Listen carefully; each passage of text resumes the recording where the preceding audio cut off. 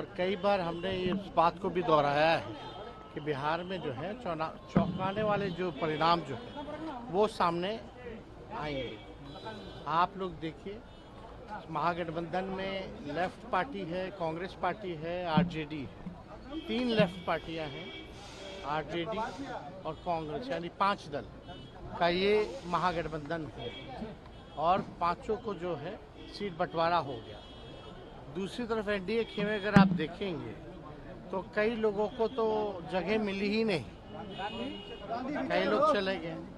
तो उस हिसाब से अगर आप देखें तो हम लोगों का मजबूत गठबंधन है, जनता का गठबंधन है और हम लोग मजबूती के साथ चुनाव लड़ेंगे। बीजेपी और चिराग पासवान भी कह रहे हैं किस बार फिर वही हाल होगा, हम लोग 40 होंगे और वो लोग 0 पास होंगे। बीजेपी और चिराग पासवान है ना, उन लोग को शुभकामना है, लेकिन हर बार इस तरह का रिजल्ट नहीं रहता है ना। और कोई भी अमृत पी के तो आया नहीं है स्वर्ग से।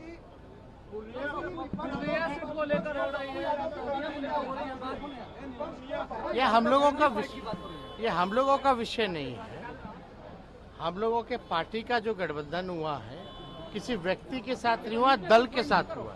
तो कांग्रेस से तो हम लोगों का बहुत पहले से ही अलायंस है और सीट बंटवारा जो है वो तो जनवरी से ही बातचीत हम लोगों की चल रही है।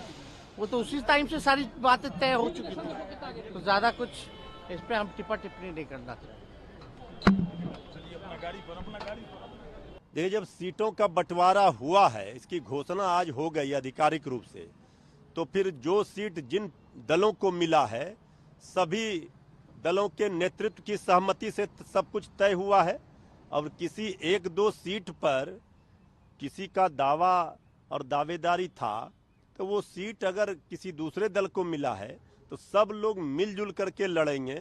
अब कहीं कोई विवाद नहीं रहा। अब तो सीट का बंटवारे का हो गया कि कौन सीट पर कौन लड़ेगा, कौन सा दल लड़ेगा। अब तो विवाद का कोई सवाल नहीं है। लेकिन हमारे बीजेपी वाले, एनडीए वाले लोग जो कूद कर बयान दे रहे हैं कि, तो उनको ये पता होना चाहिए कि बिहार में 40 सीट पर महागठबंधन चुनाव लड़ रहा है। कांग्रेस पार्टी हो, राष्ट्रीय जनता दल हो, वामपंथी पार्टियां हो, 40 सीट पर हम जीतेंगे, मजबूती से लड़ेंगे और ये कहीं कोई मुकाबले में एनडीए नहीं रहेगा। सर, एक आखिरी प्रश्न, पीएम मोदी के बहुत करीबी रहे। देखिए, राजनीति में भाषाई मर्यादा को तार पहले बीजेपी ने किया है। हम तो सब लोगों से अपील करेंगे कि भाषा की मर्यादा को बनाए रखना चाहिए। बहुत सारे शब्द ऐसे हैं जो राजनीतिक विरोधियों के लिए कटाक्ष के रूप में, तंज के रूप में कहते हैं, कहना चाहिए, लेकिन भाषा की मर्यादा को नहीं तोड़ना चाहिए। और उन्होंने जो कहा है ये तो जन जन में लोग कहते हैं इस तरह की भाषा।